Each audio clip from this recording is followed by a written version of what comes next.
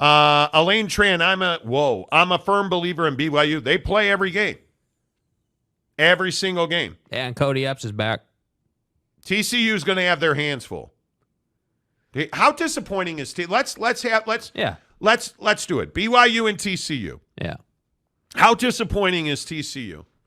I mean, I think it's hard to measure how disappointing they are, but they are disappointing. I agree. You were never going back to the national championship game. I think everyone agrees on that. But to go from the Natty game to this feels like the Grand Canyon of a gap. That's too much.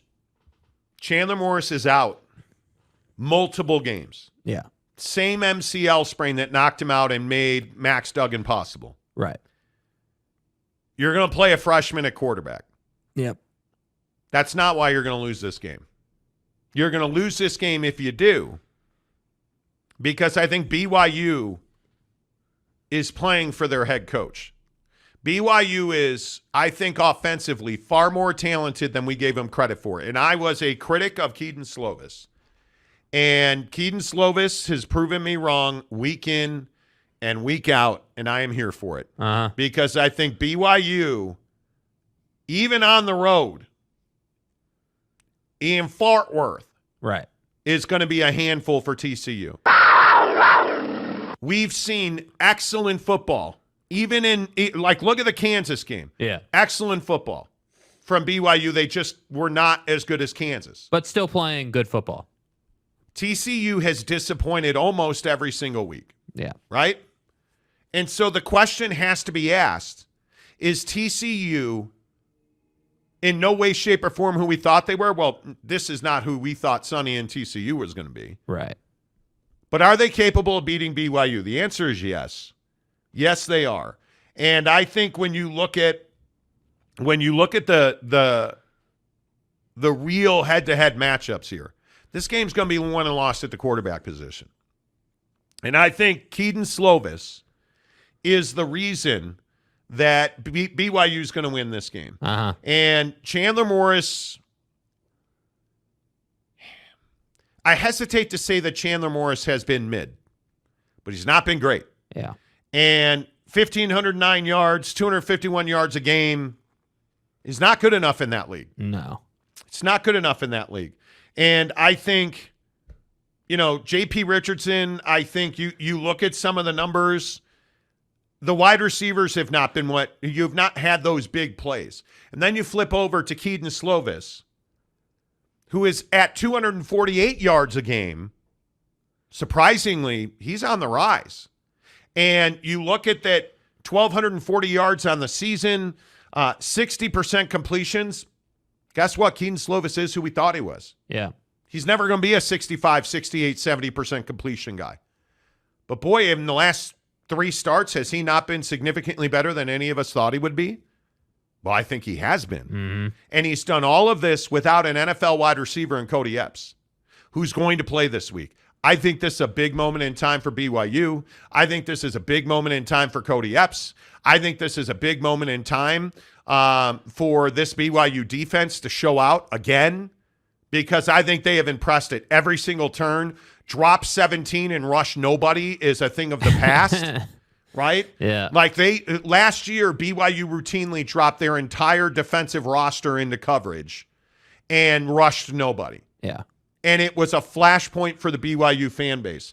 Tell me this is not two teams going in different directions. Yeah, well, and I think for BYU, Josh Hoover, TCU starting quarterback this week, is hardly the cut of, KJ Jefferson, let's say, or some of the other quarterbacks you've seen on your schedule. Now, this is a guy who obviously is a freshman, not a big sample size. Now he deserves some credit, almost 7 yards an attempt and limited exposure. So clearly he doesn't have an issue passing the football. But again, this is somebody who's inexperienced. I would expect the, Max Tooley's of the world, your Ben defense, Bywater, Ben Bywater, Tyler Batty, yeah. Your playmakers on defense to have a big week. Jacob Robinson. I would expect interceptions in this game. I would expect BYU to have 2-3 extra possessions in this game. Yeah. And furthermore, I would expect Kedon Slovis to have a nice day.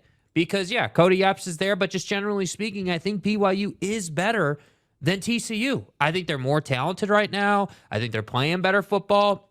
I think BYU has gone through some serious, tests, and they've won some of those and lost some of those, but they're together as a team. And I think TCU is the exact opposite. You are not rolling along as a team when you have an untested, unproven freshman coming in because your boy got hurt. That's just not, you're not in a great place. So that's why I say, has TCU disappointed? Yeah, they've disappointed because they went to the national championship game last year, and now they're not even in the same conversation. But the disappointment's just going to keep, that dial's going to keep turning up because they will lose to BYU, in my opinion. And you look down their schedule and it doesn't get easier. I think it is.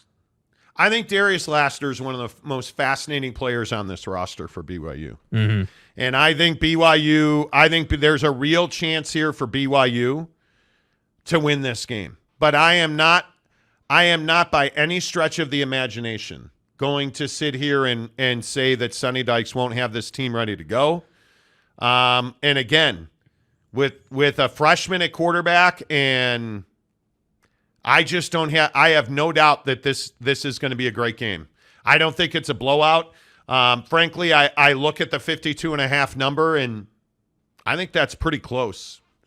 I think if you look at the fact that TCU's a 6-point home favorite, I'm a little surprised by that. Mm-hmm. I'm a little surprised by that. I think this is one of those situations where not many people have watched this BYU offense. And I am going to tell you, I look much closer at that Cincinnati win. And I look at the fact that LJ Martin ran for 4.1 yards a game. And Chase Roberts and Darius Lassiter both had big plays. And now you're going to add Keaton Slovis to a group. And I think you have 4 legitimate receiving targets now. When you look at Lassiter, Roberts, I mean, I'm a huge believer in Cody Epps, and I think Isaac Rex is having the career season that we've all kind of been hoping for. And you throw in Keanu Hill to that, and you throw in, the fact that BYU hasn't thrown to the backs much. This offense is not even 50% of what it could be. Right. And I think one of the other things that you have to do is I think you have to listen to what Aaron Roderick has said, what A-Rod has said about using the bye week to reset the offense. I think is spot on.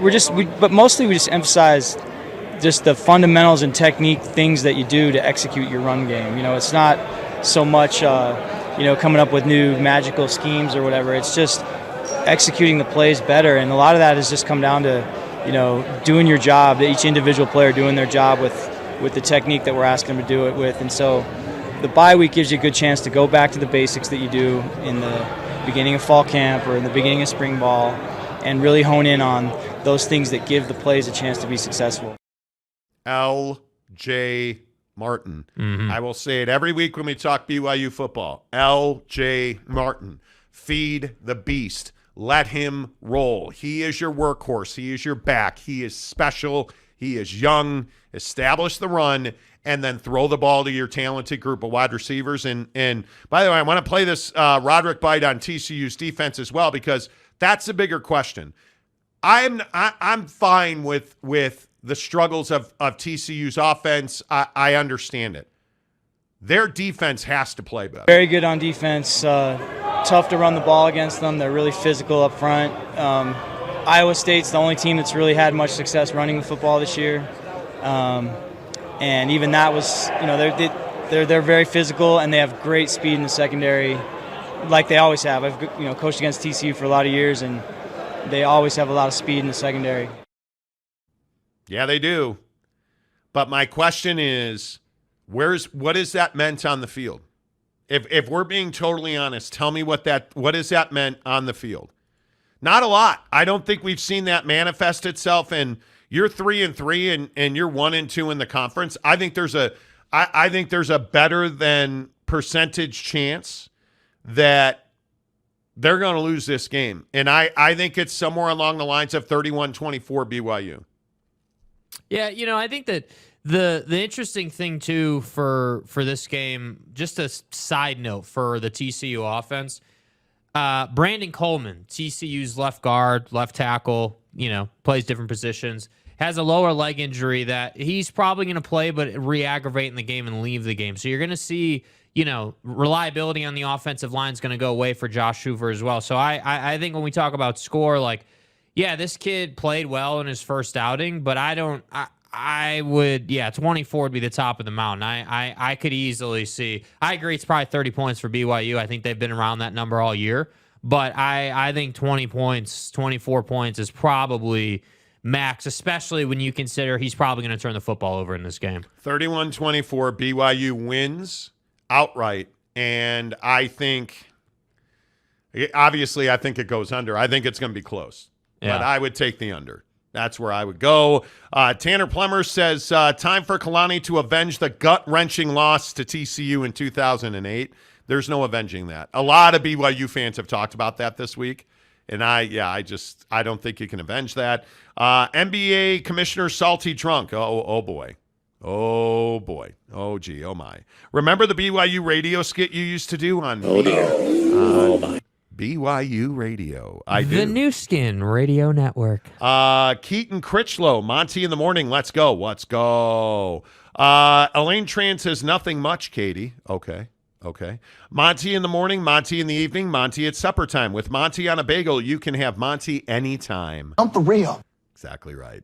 TCU needs wins or bowl games are out. Well, you're not wrong about that. Elaine Tran, I know BYU defense will make plays. The defense is average, but will make plays. TCU to the Armed Forces Bowl. So you think TCU is bowl eligible? Okay. Wet blanket.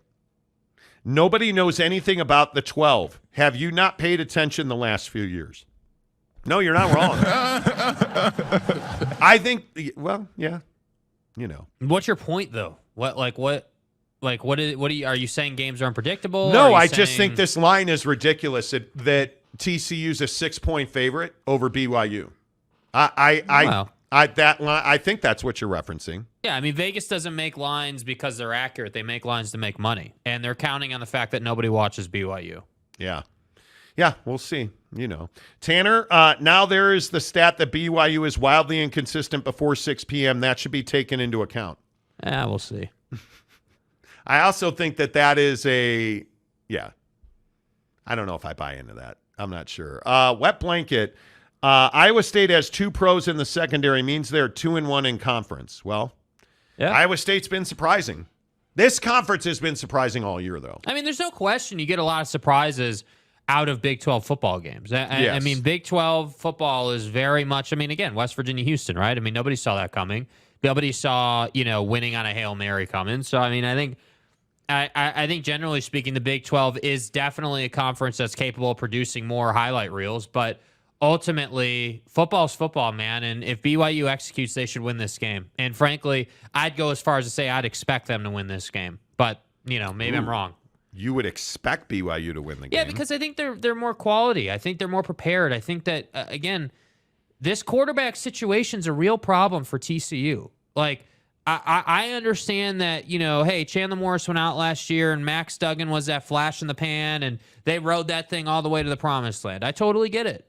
But I'm telling you, that's not happening 2 years in a row. Do you understand how rare that is? Do you understand, if you really think if Sonny Dykes had thought or knew he had a national championship game caliber quarterback sitting on his bench, he'd have had him on the bench? Well, I think Chandler Morris was always going to be the starter. Always. It was his job before it was anybody else's job, and that includes Max Duggan. If Chandler doesn't get hurt, Max Duggan never happens. Yeah. Right? So you look at Josh Hoover. Josh Hoover was never supposed to be a thing at this point. I thought he actually, showed out a little bit against Iowa State. Now they lost the game. And there are you win or you lose. There are no excuses. And I think Iowa State deserves a lot of credit for that. AAR, BYU Cougars will be passing the ball a ton. I would think so. It depends. I mean, TCU's very good against the run. I mean, I think we know that, but LJ Martin's a difference maker for BYU. So, one thing, Ammon G. Carter, a damn nice stadium. Everybody says that. AAR, a field goal or less. Really? I like it. Paxton, Monty, is Louisville last year's TCU? I don't think so, but I could be wrong. No, you're going to upset me with Louisville. and I'm not going to allow it to happen.